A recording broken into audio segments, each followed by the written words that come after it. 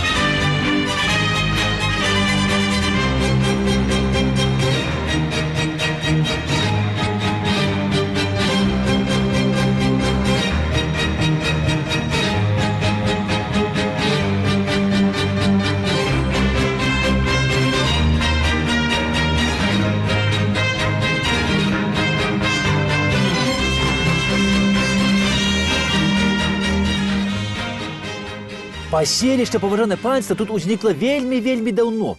Вось па берагах гэтай рэчкі Ваўпянка навукоўцы знайшлі шмат селішч 11-13 стагоддзя тут. Уяўляеце сабе? Дарэчы, вось навукоўцы кажуць, што менавіта ад гэтай рэчкі Ваўпянка, мусіць, і пайшла назова вёскі Воўпа. Яны расказваюць, што тут, у гэтай рэчцы, калісьці расло вельмі шмат такіх раслін гэтых водных, называлася гэта расліна олпа. І тут было іх вельмі шмат. Правда, сёння нігодную олпачку тут нідзе не знайшоў. Мусіць, іх тут паелі русалкі з вадзянікамі. У першай палове 15 стагоддзя вось гэта было сяло і двор, якое належала вялікаму князю Вялікае княства Літоўска і каралю польскаму, значыцца, Казіміру IV, Ягелончыку. Ну і вось Казімір IV, значыцца, у 1449 годзе вырашае вось гэты двор свой Воўпу падараваць за добрую, хорошую, верную службу Алехне Судзімонтавічу, які пазней стаў канцлерам літоўскім. Ну і вось Алехна Судзімонтавіч, справы яго ішлі вельмі добра, і ён вырашыў аддзячыць пану Богу за гэта. І 27 красавіка 1478 года вось тут, у Воўпе, ён разам з жонкаю фундуе касцёл. Ну і гэтаму касцёлу ён дорыць, значыцца, вельмі шмат зямлі, сялян, значыцца, бары, лугі, лясы. Ну, карацей, касцёл тут быў вельмі багаты. І за гэта касцёл павінен быў праводзіць 2 разы на тыдзень богаслужэнні вось такія. Адно богаслужэнне за продкаў Судзімонтавіча, а другі за фундатара, яго жонку і дзетак. І вось дачка Алехты Судзімонтавіча вырасла, звалі яе Соф'я, і пабралася шлюбам з князем, значыцца, Александром Гальшанскім. І ёй вось у пасаг і перайшла, значыцца, гэтая воўпа. І у Александра з Соф'і нарадзілася 5 дзетак. Старэйшага звалі Павел. Дык вось па старшынству воўпа дасталася Паўлу Гальшанскаму. Павел Гальшанскі пазней стаў біскупам Віленскім і пашырыў яшчэ больш уладанні вось Воўпінскага касцёла. Пры ім парафія Воўпы стала адной з багацейшых. А ў 1526 годзе вось Павел Гальшанскі нават пры касцёле пабудаваў яшчэ алтар святой Ганны і місіянерыю на 4 ксяндзоў. Віленскі біскуп Павел Гальшанскі, ён памёр у 1555 годзе, не пакінуўшы пасля сябе нашчадкаў. Ну і ў такіх вось выпадках значыцца, землі адыходзілі па закону да вялікага князя. Ну, а за вялікага князя ў нас тады быў Жыгімонт II Аўгуст. Вось воўпа і стала яго ўласнасцю. Ну, а вы ж ведаеце, у Жыгімонта Аўгуста была маці такая неўгамонная, італьянка Бона Сфорца. Ну, і вось яна скупала ўсе розныя мястэчкі, асабліва тыя вось мястэчкі, якія ляжалі бліз вось водных камунікацый, вось да рэчак. Ну і вось Бона набыла сабе воўпу. І воўпу Бона Сфорца робіць, значыцца, цэнтрам воўпінскага староства. Вось. І пры Боне Сфорц, дзякуючы ёй, гэтае воўпінскае староства робіцца самым багатым староствам ваўкавыскага павета. І тут дымоў старосты налічвалася больш, чым ва ўсіх староствах ваўкавыскага павету.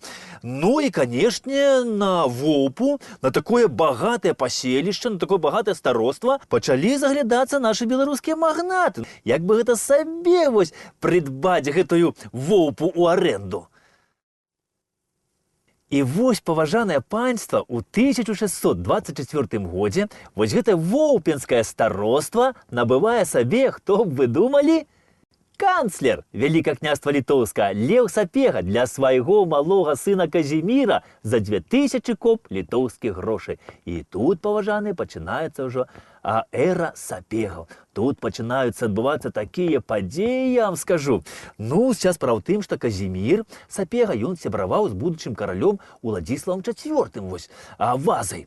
Ну, і вось, калі ягоны бацька Жыгімонт III Ваза памёр, то і Леў Сапега, ягоны сын Казімір, пачалі дапамагаць усім, чым маглі, каб Уладзіслаў IV вось быў абраны за караля. І гэта ім зрабіць удалося.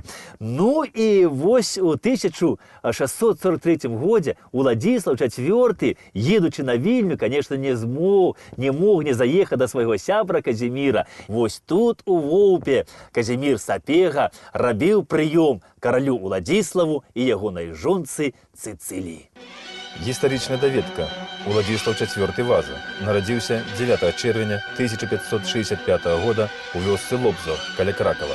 Памёр 20 мая 1648 года. Кароль польскі і вялікі князь Вялікага княства Літоўска. Тытулярны цар маскоўскі і ўсея Русі. Тытулярны кароль шведскі. Сын караля польскага і вялікага князя Вялікага княства Літоўска Жыгімонта III Ваза. У пачатку вайны Рэчы Паспалітай з Расіяй 1609-1618 год, у час распаду Тушынскага лагера і ўцёкаў з яго вже Дмітрія II у Калугу баяры і дваранне на чале з патрыярхам Філарэтам прапанавалі на царскі трон Уладзіслава IV з умовай, што ён прыме праваслаўе. 4 люта 1610 года делегацыя ў лагеры пад Смаленскам падпісала з каралём Жыгімонтам III Вазай дагавор. Кароль адпускаў сына ў Маскву на царства, а пануючае становішча ў Расіі захоўвалася за баярамі і дваранамі. 4 ліпеня 1610 года цар Васіль Шуйскі быў скінуты з трона. Новы маскоўскі ўрад заключыў дагавор аб абранні Уладзіслава IV царом. Жыхары Масквы і іншых гарадоў прынялі прысягу на вернасць новаму цару. Жыгімонт III не адпусціў у Маскву 15гадовага сына, але маскоўскі ўрад кіраваў дзяржавай ад імя Уладзіслава IV. Пасля паўстання Мініна-Пажарскага у 1612 годзе Уладзіслав IV быў дэтранізаваны, а рускім царом быў абраны Міхал Раманаў. Уладзіслаў IV, паважаны, нягледзячы ні на што, не пераставаў як бы змагацца за маскоўскі трон. І ён яшчэ на чале войска хадзіў на Маскву, але горад узяць яму не ўдалося. Пазней ён яшчэ хадзіў, значыцца, на чале войска пад Смаленск, які быў акружаны расійскім войскам. І ось там расійскае войска Уладзіслаў IV узяў у аблогу, і яно капітулявала. І Смаленск застаўся за вялікім княствам літоўскім. І вось ва ўсім каралю Уладзіславу дапамагалі сапегі. Сапегі нашы марылі аб тым, каб авалодаць маскоўскім тронам і далучыць маскоўскае княства да Беларусі. Ну, ці крыней казалі, да вялікага княства літоўска. І вось, пано, магло быць яно так, ой, як магло. Але недзе хлопцы пралічыліся, нешта не прасчыталі. Ну, а тады, у сярэдзіне 17 стагоддзя, Уладзіслаў IV вось тут і сапегі балявалі, піравалі, пір стаяў гарой, і яны марылі толькі аб лепшых часах. Да прыезду караля з каралевай Казімір Сапега тут у Воўпе зрабіў такі парадак, што ого-го, да дажынак такі парадак рамонт не праводзяць. Вось што. Ён тут пабудаваў новы касцёл. У касцёле майстры зрабілі вельмі цудоўны алтар. Праўда, пазней той касцёл вось перабудоўваўся яшчэ. У сярэдзіне 18 стагоддзя сюды быў назначаны вось ксёндз Юзаф Касакоўскі.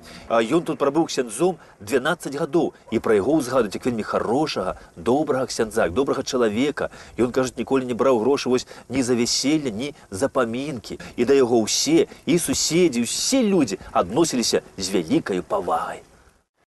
І вось у 1773 годзе Юзаф Касакоўскі на свае ўласныя грошы вось тут у Воўпе будуе касцёл Яна Хрысціцеля. Гэты касцёл Касакоўскаму абышоўся ў 30 000 злотых. І вось гэты, паважанае панства, касцёл, ён стаіць вось з тых часоў і па сённяшні дзень, нягледзячы на войны і паўстанні, нягледзячы на тое, што ўсё вось тут гарэла. І вось гэты касцёл, гэта помнік драўлянага дойлідства у стылі позняга барока. І, відаць, сам пан Бог ахоўвае гэты храм.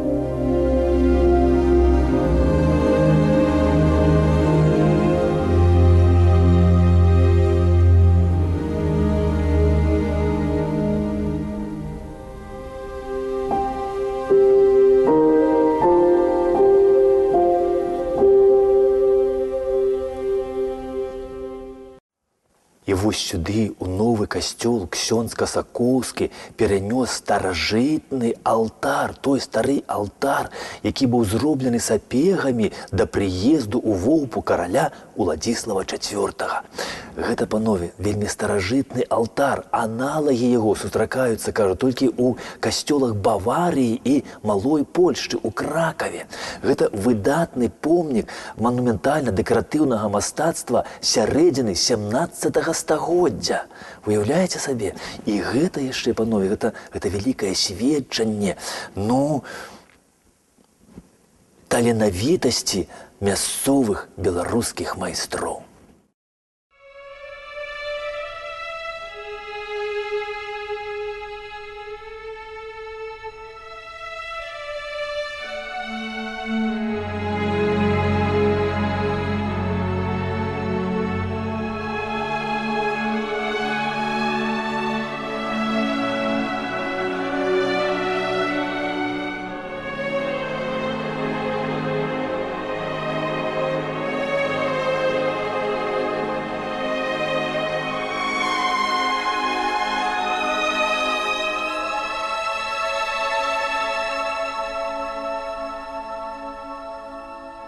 Калі я ўбачыў вось алтар пусты, без скульптур, без гербоў сапег, то я нават спужаўся, паважанае панства, думаў, што, можа, хто абакраў тут гэты касцёл. Але мне супакоілі, сказалі, што проста алтар гэты старажытны, сярэдзіне 17 стагоддзя, зараз знаходзіцца на рэстаўрацыі. Рэстаўрацыя адбываецца вось тут, у касцёле, і хутка алтар паўстане перад людзьмі у сваім адноўленым выглядзе.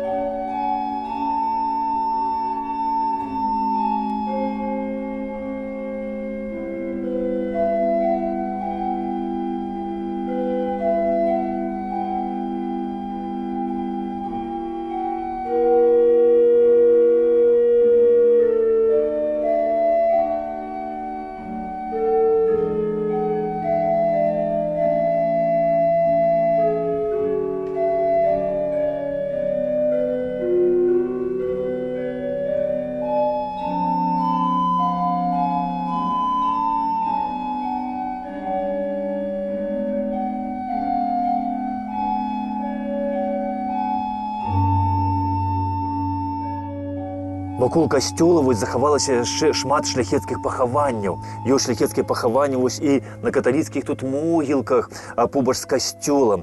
І тут захавалася яшчэ вось старая каплічка. Ніхто не ведае, каму гэта каплічка пастаўлена і што за труны стаяць там у глыбіні гэтай капліцы. А мясцовыя жыхары кажуць, што быццам тут пахаваны фундатары іхняга касцёла. І вось сёння мясцовы люд прыйшоў, каб прыбраць і ў каплічцы, і на могілках магілы сваякоў і блізкіх, рыхтуюцца да восеньскіх дзядоў. Каб дзяды бачылі, што іхнія нашчадкі не забыліся на іх, а што шануюць іх, і каб дзяды спрыялі нам з таго свету.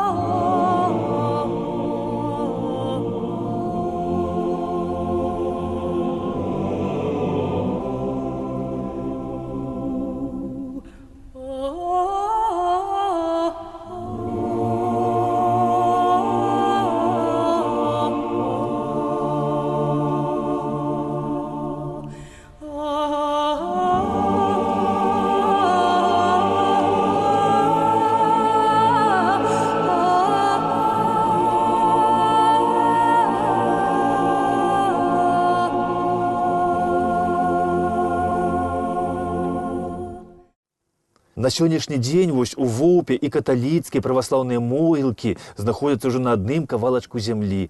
З каталіцкага боку захавалася вось капліца пахавання, а з праваслаўнага вось царкоўка. І гэта царкоўка была пастаўлена тут у 1859 годзе як каплічка. І вось тут, у гэтай каплічцы, чыталі апошнюю малітву перад адыходам у вечнасць. Ну і калі за савецкім часам праваслаўнага храма не было ў Воўпе, то гэтую каплічку перабудавалі пад праваслаўную царкву святых апосталаў Пятра і Паўла. І тут ішлі набажэнствы. Пры сапегах, паважаны, ў Воўпе адбылася яшчэ адна вялікая падзея. У 1792 годзе кароль Рэчы Паспалітай Станіслаў Аўгуст Панятоўскі Воўпе надае магдебургскае права. Як сказано ў дакуменце, абывацелі гэтага месца нічыему падданству не падпарадкоўваюцца, а ёсць людзі вольныя, а падпарадкоўваецца толькі магістрату свайго месца. Вось так, паважаныя. Ну і разам з магдебургскім правам Воўпа атрымала і свой уласны герб. Вось такі. У блакітным полі бабёр натуральнага колеру. Пасля падзелу Рэчы Паспалітай Воўпа патрапіла ў расійскую імперію. І вось тады з вольных людзей тут пачалі рабіць прыгонных. І вольны беларускі народ паўстаў супраць акупантаў. І вось пасля паўстання 1831 года у сапегаў Воўпу адабралі. І тут пачалася ўжо зусім іншая гісторыя. У 1886 годзе, паважаныя, Воўпа, гэта значыцца ўжо быў цэнтр воласці Гродзенскага павета. І тут на той час пражывала больш за 2000 чалавек. Тут было 110 двароў, было 2 праваслаўныя капліцы, касцёл, сінагога, школа, 2 гарбарні, фарбавальня, 25 крам і 5 разоў на год праводзіліся кірмашы. А на пачатку 20-го стагоддзя, паважанае панства, вось тут каля Воўпы у маёнтку Жлобаўцы нарадзілася вялікая беларуская пісьменніца Ларыса Еніш. Гістарычная даведка. Еніш Ларыса Антоновна, дзявочае прозвішча Міклашевіч. Нарадзілася 27 ліпеня 1910 года. Памерла 7 красавіка 1983 года. Беларуская пісьменніца. Скончыла Ваўкавыскую гімназію. З 1937 по 1948 год жыла з мужам у Празе, дзе была сакратаром прэзідэнта Беларускай Народнай Рэспублікі у эміграцыі з Захаркі. Займалася захаваннем і ўпарадкаваннем прэзідэнцкага архіву, а таксама апекунствам беларускіх эмігрантаў, палітычных уцекачоў і ваеннапалонных. 5 сакавіка 1948 года была арыштаваная органамі НКВД знаходзілася ў савецкіх турмах Чэхаславакіі, Вены, Львова, Мінска, дзе ў 1949 была асуджана на 25 гадоў зняволення. Пакаранне адбывала ў турмах Коми ССР і Мардоўскай ССР. Пасля смерці Сталіна датэрмінова вызваленая і пасядзелася на радзіме мужа ў Зэльве. Вершы пачала пісаць у гімназіі. Паэтычнай творчасці Ларысы Геніюш характэрны цнатлівы лірызм, глыбокія народнасці і гуманізм, філасофскае асэнсаванне жыцця, моцны хрысціянскія і нацыянальна-патрыятычныя матывы. Прыкметнае месца ў яе творчасці займае гістарычная тэматыка. Ларыса Антоновна Геніюш, яна паходзіла з праваслаўнай сям'і. Яны вось тут недалёка каля Воўпы жылі на хутары, і сюды вось у Воўпу хадзілі ў праваслаўную царкву памаліцца Пану Богу. Тут, панове, у Воўпе была вельмі прыгожая царква праваслаўная, драўляная, пяцікупальная. Але вось падчас Другой сусветнай вайны, расказваюць мясцовыя жыхары, над Воўпай якраз ляцела нямецкая рама. І партызаннікі, кажуць, залез на званіцу і пачаў страляць па гэтай раме.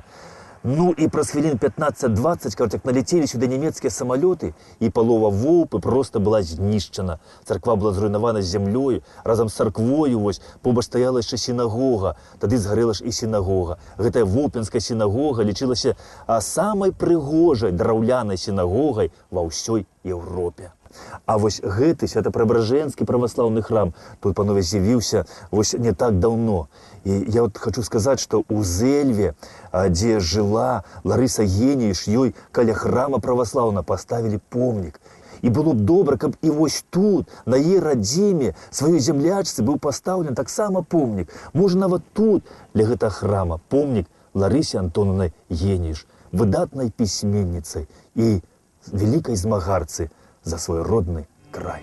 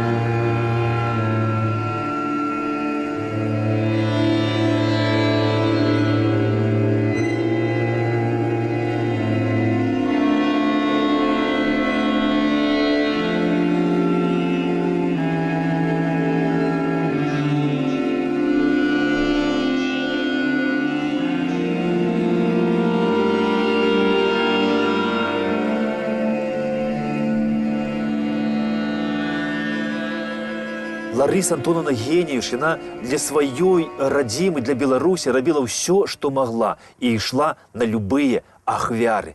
У сваіх вершах яна марыць пра мір на планеце. У сваіх вершах яна вучыць любіць бацькаўшчыну, тую, якая нас нарадзіла, якая узгадавала нас на прасторах гэтай зямлі, бо ўсё на ёй міла, бо ў яе мы карэннем враслі. І Ларыса Геніюш заўсёды вучыла любіць тую беларускую пявучую мову, дадзеную нам продкамі. Поспехаў, паважаныя, і ўсё самае найлепшае.